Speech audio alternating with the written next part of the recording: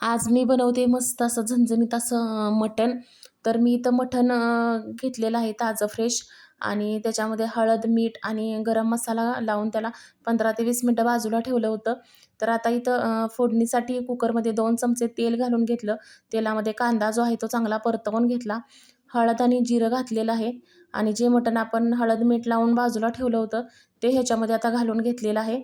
तर हे चांगलं मिक्स करून घेतलं. एक वाफ काढून घेतली.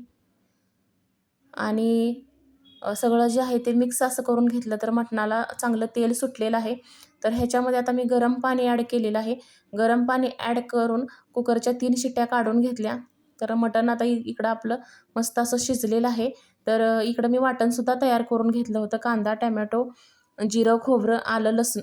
तर हे जे वाटण आहे हे वाटण आता तेलामध्ये टाकून चांगलं मसाला आहे तो भाजून घेतला. ह्याच्यामध्ये हळद पावडर, कांदा, लसूण मसाला, मिरची पावडर हे सगळं घालून घेतलं. जे शिजलेलं मटण आहे ते मटणसुद्धा ह्याच्यामध्ये घालून घेतलं आणि मस्त असं सुक्कं जे मटण आहे ते आपलं इकडं तयार झालेलं आहे. तर मस्त असं मिक्स करून घेतलं. बघू शकताय तुम्ही.